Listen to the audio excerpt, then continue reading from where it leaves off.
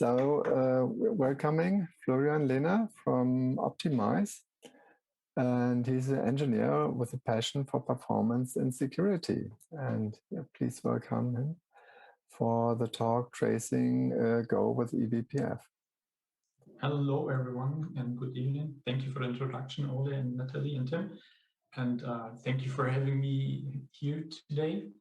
My name is Florian. I'm based in Zurich at the moment, and as already mentioned, I'm curious of performance and security, and also have some background in networking. So I'm usually around the low-level stuff, not the high-level stuff of the UI. And today I want to talk to you about tracing Go with eBPF, and we'll show you the power of what eBPF enables us to do with Go and how we can get more insights. If you have any questions during the talk, feel free to write into this chat or raise your hand. I have a second screen that I sometimes look onto it and hopefully not miss your questions. Otherwise, at the end of the talk, we will have time, and I'm also in the Berlin Slack channel. So if you have questions later on, I'm happy to answer them. So before, you should now see a next slide. Can you confirm? So before going on, what can we do with eBPF in Go? I first want to have a quick introduction into eBPF because maybe everyone or a lot of people of you heard about it already or did see it in some other products. For example, Cilium is quite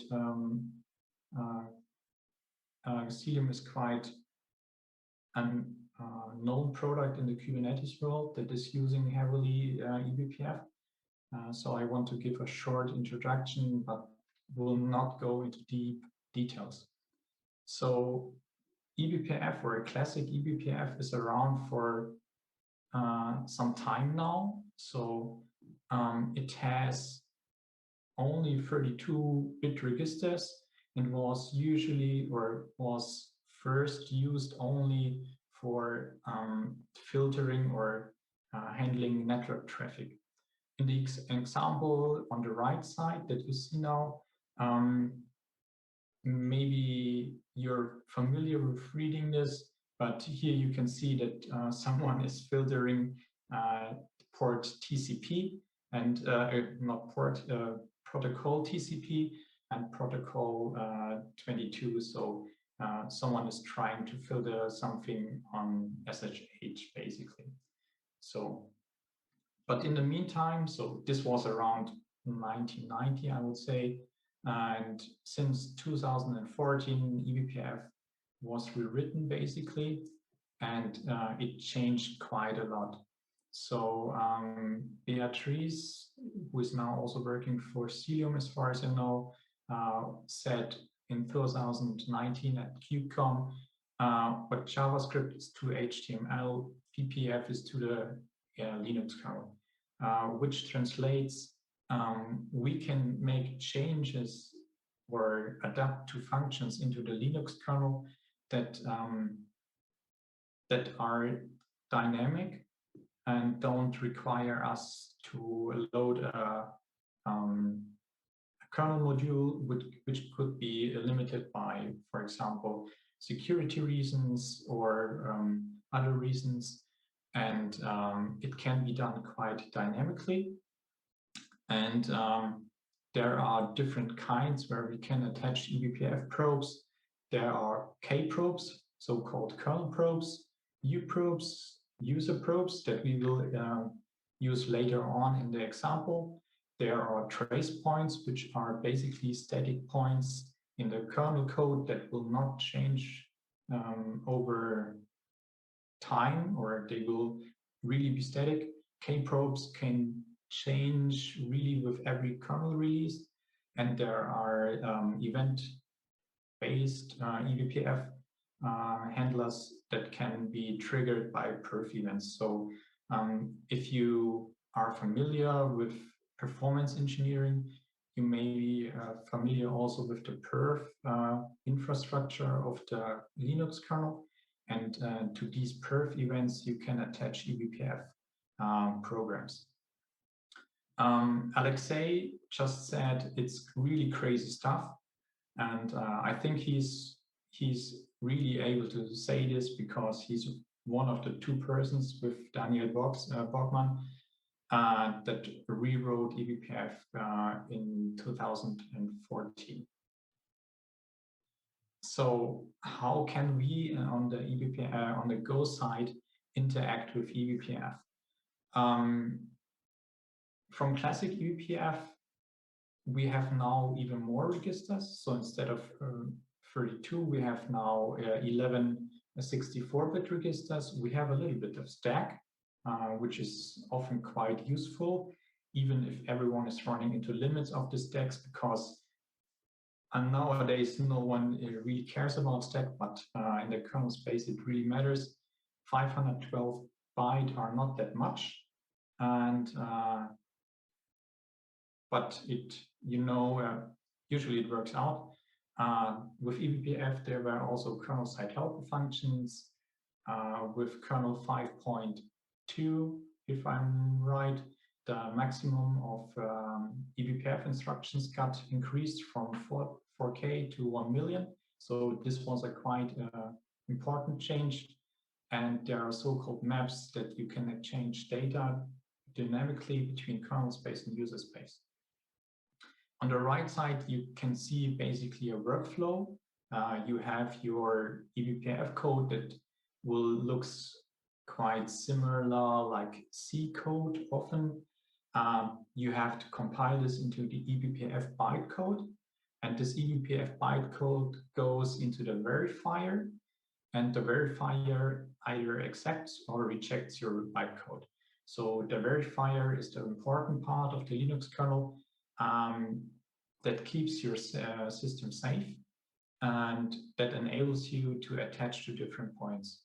And if the verifier is fine with your eBPF bytecode, then it will be attached, or you can attach your code to one of the 4 options: kprobes, uprobes, perf events, or the trace points.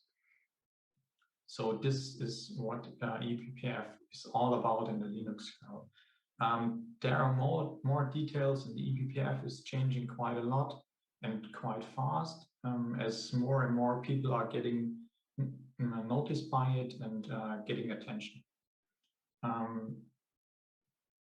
So for a short comparison, instead of 2 32-bit registers, now eBPF has 11 64-bit registers. We have a stack. We are not limited anymore to network traffic. We can do basically modify or get something from every part of the kernel. So there are no limits anymore, be it C groups or other elements. What is also quite helpful are the kernel-side helper functions, especially if you have, or especially if you interact from the eBPF side that is working on the kernel side with memory that is on the user space side. So usually there's a hard separation between kernel space and user space in Linux, but this with such helpers, kernel side helpers, you can access memory on the user space side, which is quite important and can help quite a lot. So where do I find eBPF nowadays? I think the most, or I cannot tell for sure, but I think the most deployed eBPF code is done by systemd. So if you're running a quite modern Linux system, systemd is usually the one that is using or was using eBPF at first. For example, on the left side, you see some eBPF instructions that do or that performs some lookup. And this is the eBPF code that is injected by systemd. So if you look onto your Linux machine, you will find something there. What I forgot to mention is most of the talk today will really about working on a Linux machine. So this does not work on Mac OS and not yet on Microsoft. So in the on the right side, you see the Microsoft logo. Microsoft just announced that they will or they are working on a port that you can bring your eBPF code also onto the Windows side. So this is a really interesting project. I'm really happy that they picked it up, and maybe we will have, or we are able to attach our eBPF code also in the Windows kernel. Besides that, as I already mentioned, Cilium is heavily using eBPF for Kubernetes. And it's quite interesting because Cilium enables with eBPF a quite performance improvement in terms of networking traffic or handling networking traffic. And also Sysdig and Falco is quite known in the Kubernetes space, which enables security monitoring and actions in Kubernetes. So these are only just a subset of known uses of eBPF. That's it for the moment. So this was the short introduction. If you have further questions, don't hesitate. I will try to answer them. Otherwise, I can also recommend to join the Cilium Slack channel. They provide a really good help around eBPF if there are any questions. As Golfer, there's often a question, how can I write eBPF in Go? So there are some options. The first one is the Go library itself, or Golang XNet BPF. Here we have only the classic BPF. It's completely in Go, but we don't have helper functions. So it only works for if you're only interested in writing something very simple, network filtering, really simple network filtering. You can use the standard library extension, but you're then limited to the 230-bit registers. So this is classic eBPF. The extended eBPF that we now take a look at more and more, you will have different options. A wide-known project that is working on eBPF comes from the IOWiser project. So the Linux Foundation has the so-called IOWiser, or hosts, I think it is, the IOWiser project, which first ported or provided a way for us Gophers to use eBPF in Go. This is based on a C and Go implementation, so you must be happy with the C part. Same for Dropbox. Dropbox also provides Go library and Aqua security.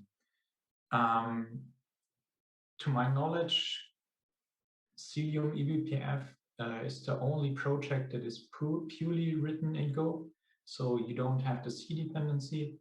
And from my experience, having not the C dependency is quite performance improvements.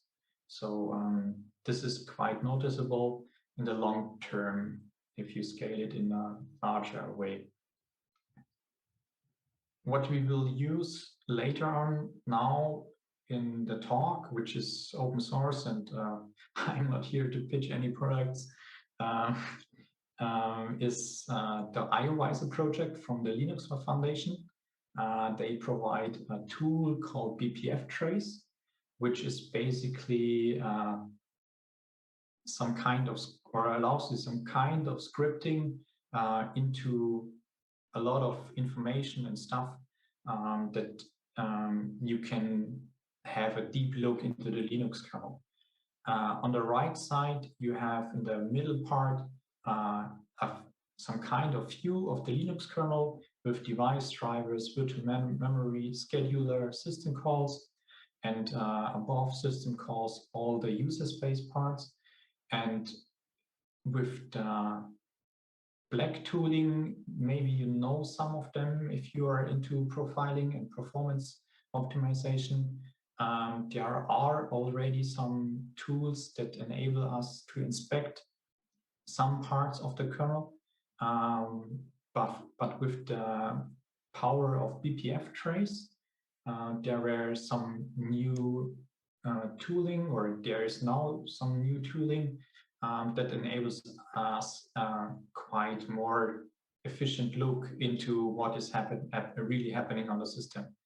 A lot of these red tools, or tools that are in red, are written by Brandon Gregg.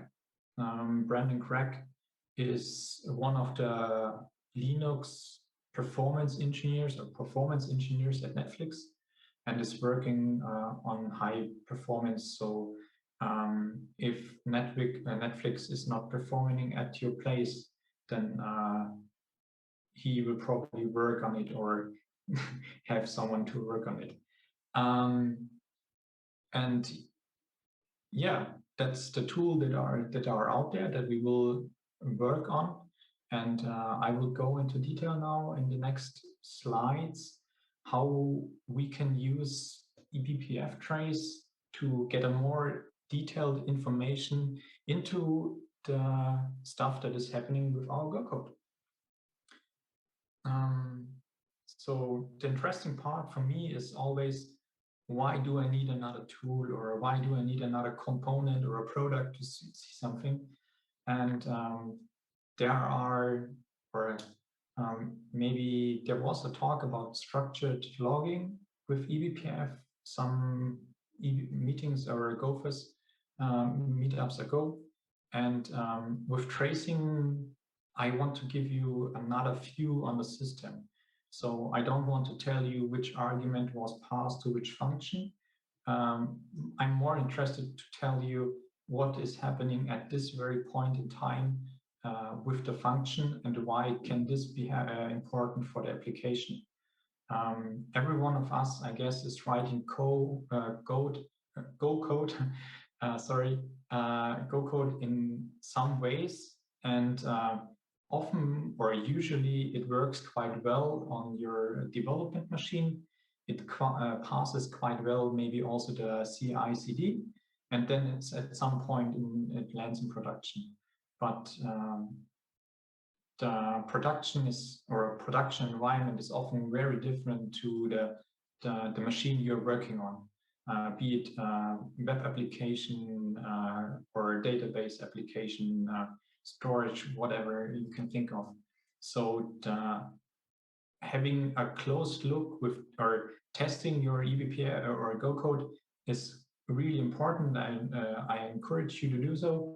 Also, running benchmark is giving a lot of insights, but from my experience, also the environment where the application finally runs on is really important.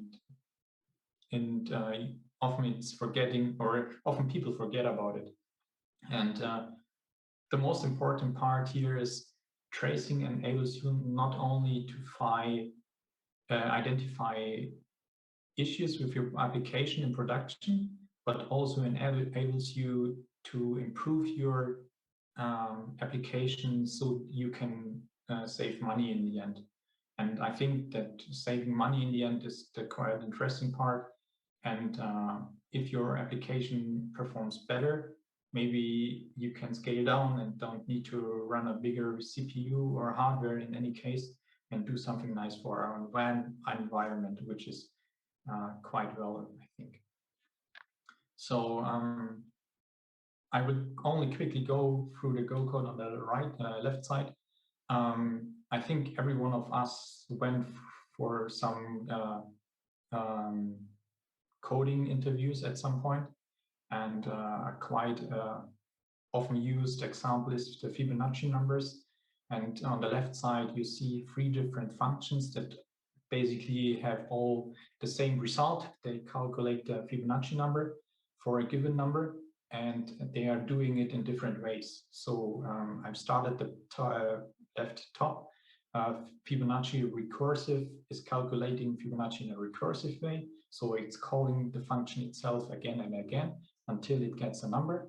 And the middle one, Fibonacci cache, is using a Go map to calculate the Fibonacci number. And the third example, Fibonacci loop, is basically using a very simple for loop to calculate the result. Tests have shown that all 3 of them working fine. So that's perfect, we can deploy in, but what is actually happening to the system and how can we take a look at it? So if you are in production then, and at some point maybe you are familiar with the tracing tool that is coming with Go, often policies of companies don't allow to export this kind of information into the environment. Depending on the CSIO, if you have it, sometimes you're lucky, maybe you don't have it. This information is really helpful often to get a first look at a Go application, but with tracing Go, in the next step, we want to go further. So the trace we can get from this web application or web view is only limited really to the Go application. So at least to my knowledge, I don't know how I can get more systems information from this view. And in the following, I will hopefully show you how you get more information from the system. So at first, I want to, on the right side, we can now see a BPF trace command, and with the -L, and I want to list all the possible uprobes I can attach dynamically. So without changing the code, that is without stopping a binary, really just give me from the now running executable, or if it's not running, it's also fine. The code doesn't need to run at this very moment. Just give me all trace points, or all, not trace points, sorry, I'm wrong, all uprobes where I can attach. And from the output, you can see we have a lot of uprobes. So the output is with the 3 dots indicate there are very more.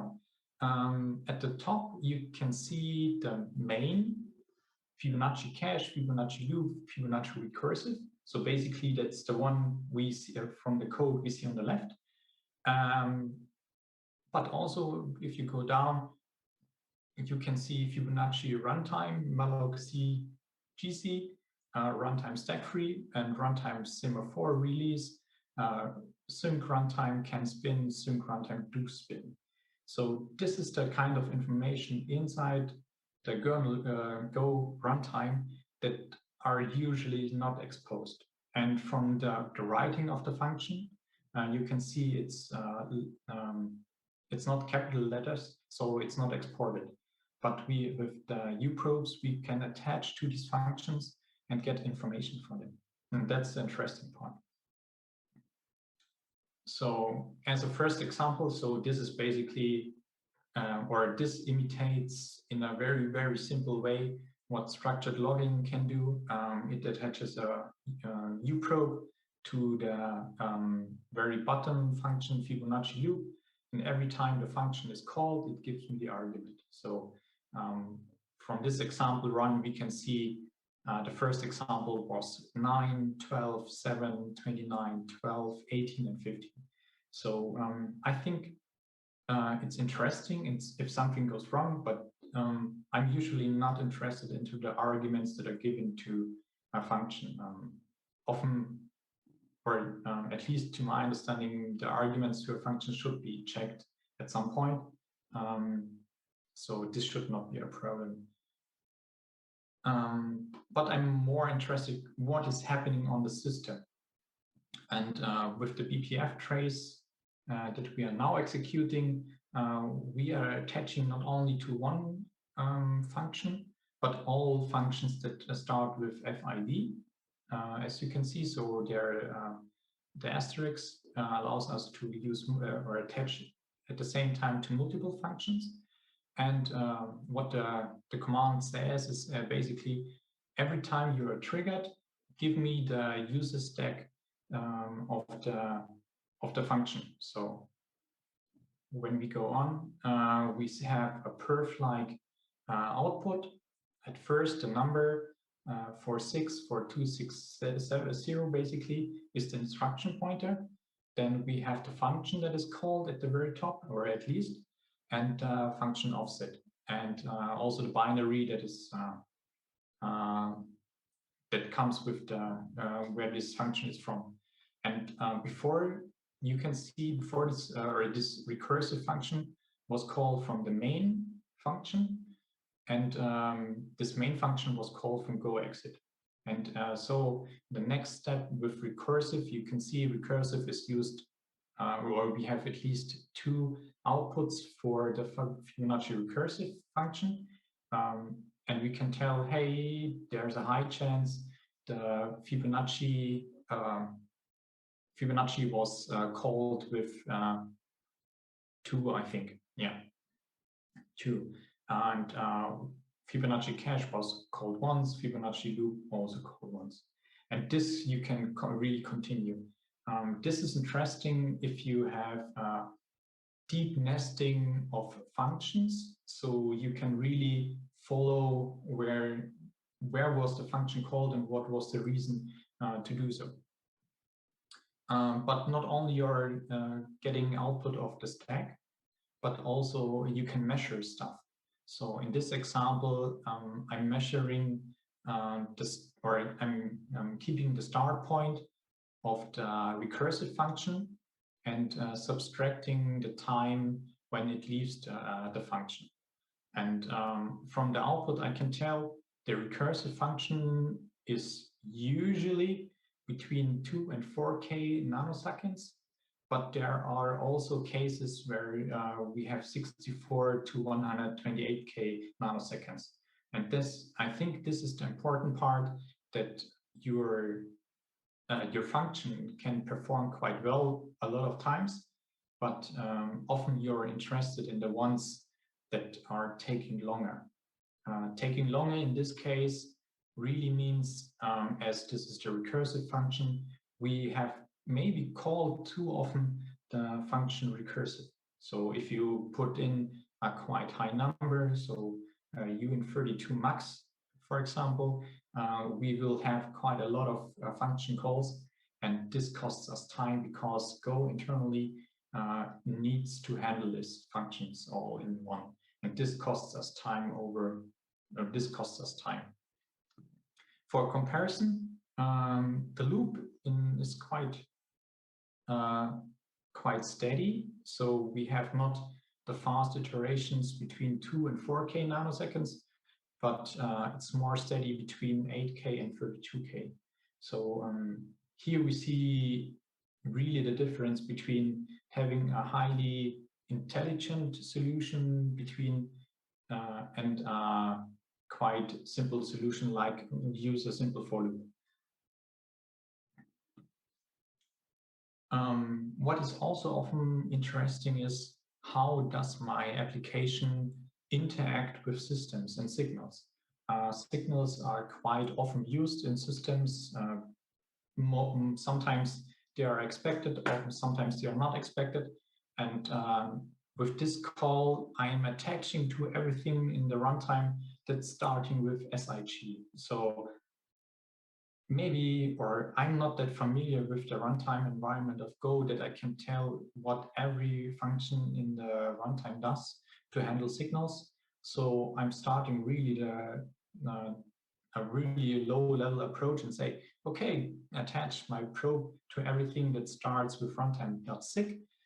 And every time I get a signal, please give me the stack for it, so I can really work from down to the top, from the bottom to the top, how the signal is handled. So in this example, I'm printing the function, then the argument, which is often the signal itself. So I know which signal caused something, and in the end, also the user stack. So I can tell which functions was calling earlier.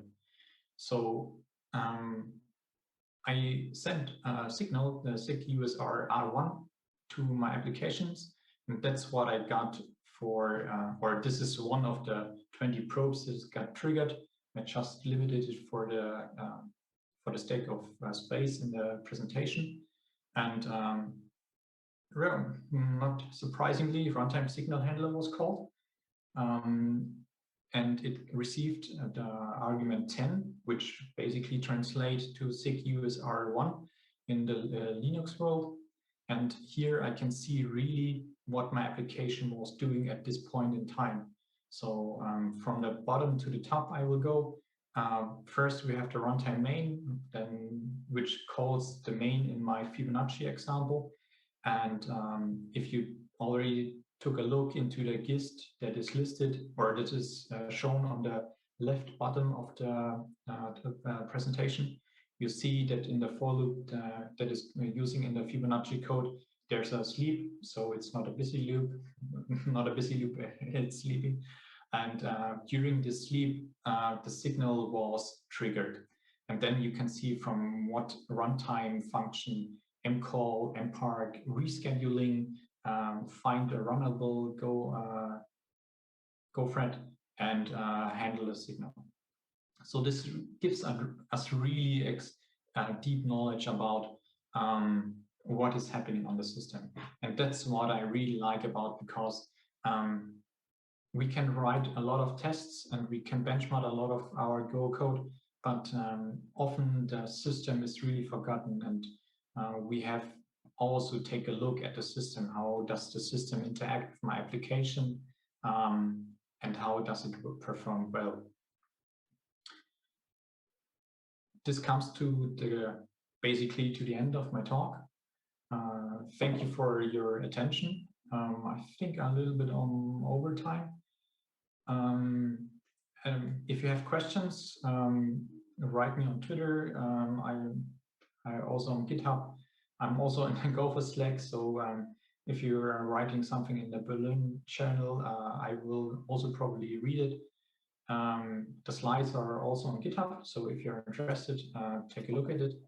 If you need more resources about eBPF, I can recommend you eBPF.io, which is a great source of information all around eBPF. There are also a lot of interesting projects that are making use of eBPF. Most famously, Cilium itself. The performance book by Brandon Gregg, I really can recommend. And the BPF and XDP reference guide if you are into networking and are interested in improving your networking handling, basically. Cool. Yeah, thanks a lot.